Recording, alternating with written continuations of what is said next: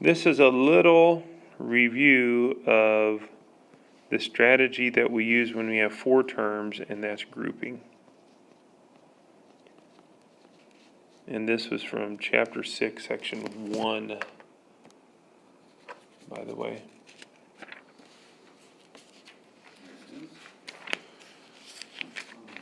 So let's look at about 4 problems here. Here's the first one. PQ plus 5Q plus 2P plus 10.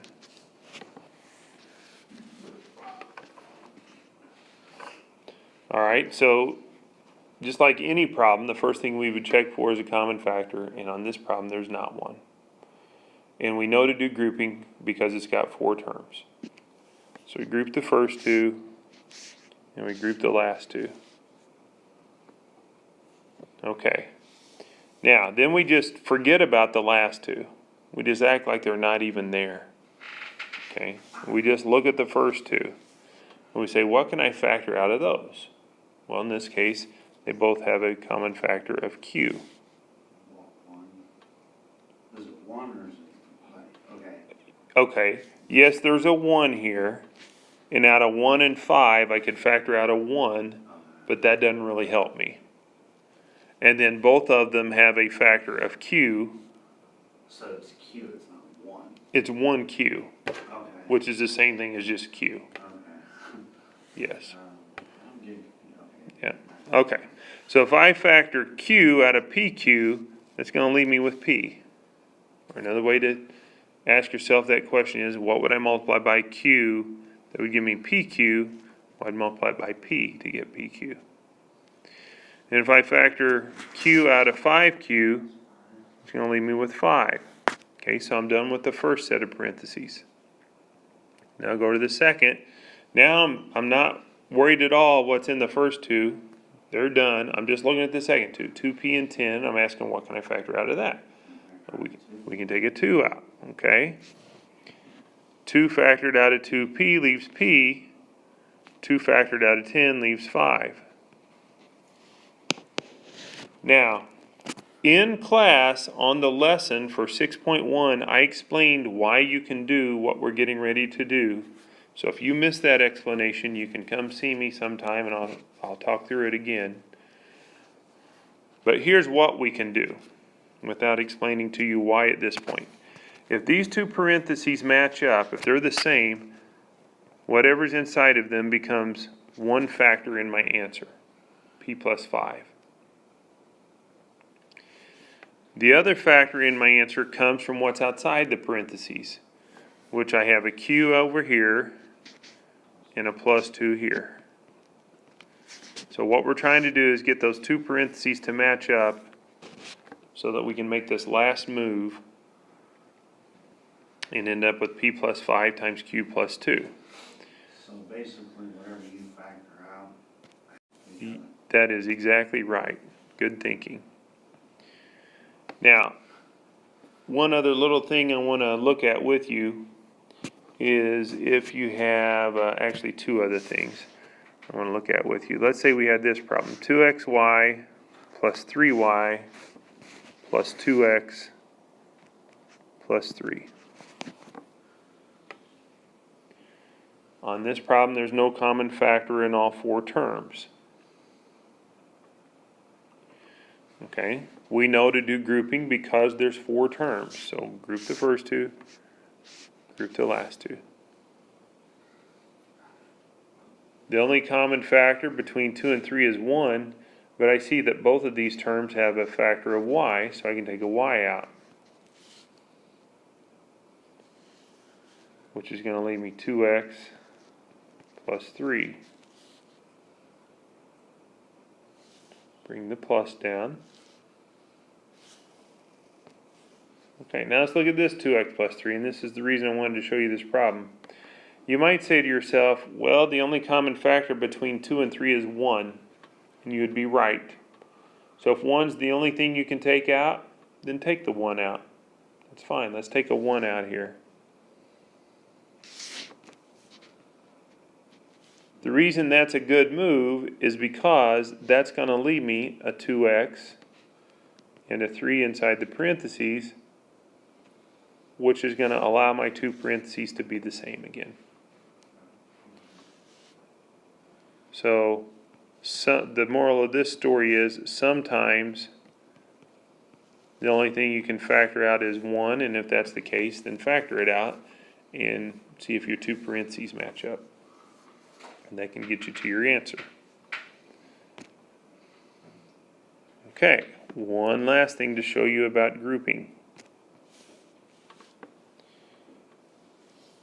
It's similar to what we looked at a few moments ago.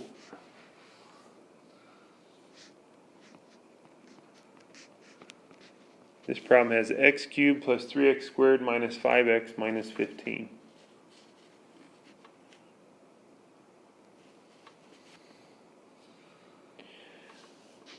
So it's got 4 terms, there's no common factor. We'll group the first two. Now, when you group these last two, this first minus only applies to the 5, so it's got to go with the 5. We got to put it in the parentheses with the 5. And so to show that we're not really multiplying those two things, we usually just slip a little plus sign in between there.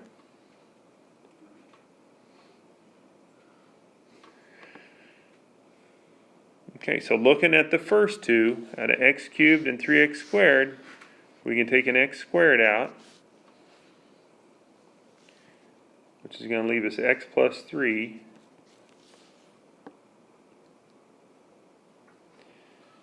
Okay, now that brings us to the last two. Okay, now here's the deal. A lot of people, when they look at negative 5x minus 15, they think, well, the common factor would be 5. But let's look at what would happen if I factored a 5 out. If I factor a 5 out of negative 5x, it's going to leave me negative x. If I factor a 5 out of negative 15, it's going to leave me minus 3.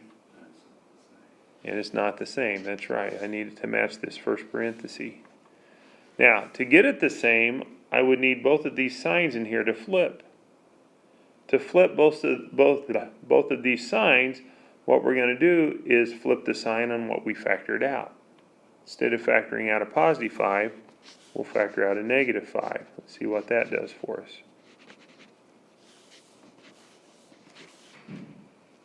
Okay, so if I factor a negative 5 out of negative 5x, it's going to leave x.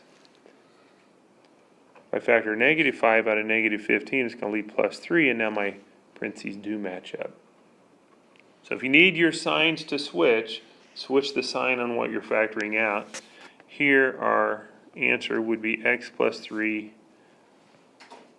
as one factor and x squared minus 5 as the other.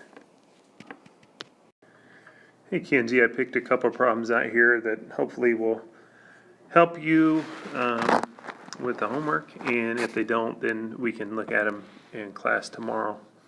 So this is number 18. I realize that wasn't a homework problem, but it's like a lot of your homework problems. So we're going to put y squared plus 3y minus 18 in the bracket and y plus 6 outside the bracket. Now, draw a little line here to separate all that. So the first thing we want to do is figure out what our first number that's going to go up here is going to be. I called that the multiplier in class. And I said that the way that you can find that is always take the first term in the brackets and put it over the first term outside the bracket. So in this case, we're going to take y squared and put it over y and then see what that gives us. Well, in this case, y would cancel one of these y's up here. Instead of having y to the second, I'd have y to the first, or simply just y. So our first multiplier is y. Now, anytime we put a number up here, then the next thing we're going to do is multiply it by what's out here. So I'm going to multiply that y by this y plus 6 by distributing it. Okay, so y times this y will give me y squared. y times this 6 will give me 6y. Okay, so step 1, find the multiplier. Step 2, multiply. Step 3 is where we said draw the line and change the signs. We're actually subtracting polynomials here. And to do that, I'm going to draw the line and change both of these signs right here. Okay, now let's combine like terms. So y squared and minus y squared cancel. 3y minus 6y is negative 3y.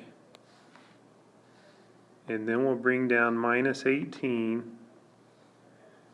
And then all we're going to do is keep repeating that same process over and over until we get through the problem.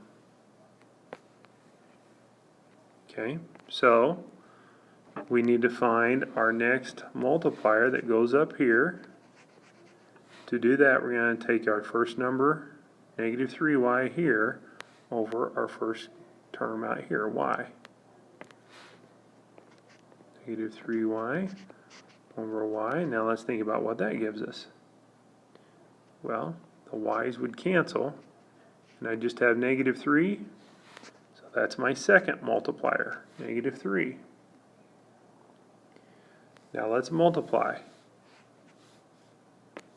Negative 3 times this y is going to give me negative 3y. Negative 3 times this 6 is going to give me negative 18.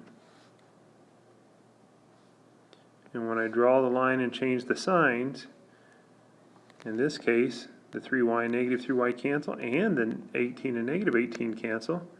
And I'm done now. I don't have anything else to bring down, so my answer is just going to be y minus 3. Let's practice one more just to make sure we got the feel of that.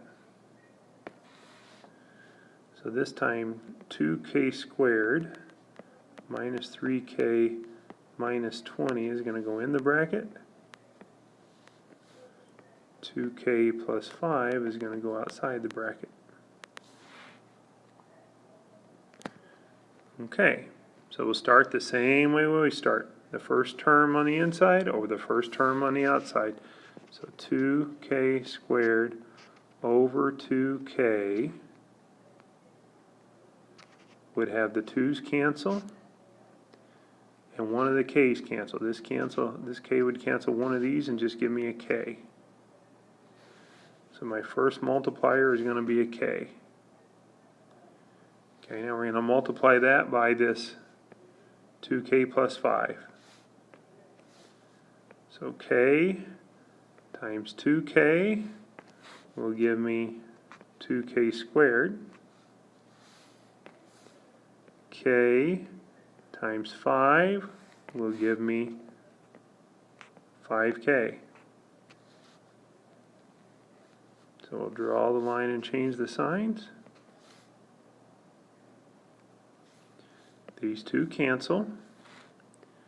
Now negative 3k minus 5k is negative 8k. Bring down the minus 20. Start over. Start the way we always start. Take the first term on the inside, negative 8k, over the first term on the outside, which is 2k, and that'll give you your next multiplier. The k's cancel. 2 cancels with 8 and makes 4. So my next multiplier is negative 4. It goes up here. Okay, let's multiply. Negative 4 times 2k is negative 8k. Negative 4 times 5 is negative 20. Draw the line and change the signs, and everything cancels out, and we have an answer of k minus 4. Okay, so hopefully this helps a little bit. Again, if it doesn't, make sure and ask in class, and we'll maybe do a couple more then as well.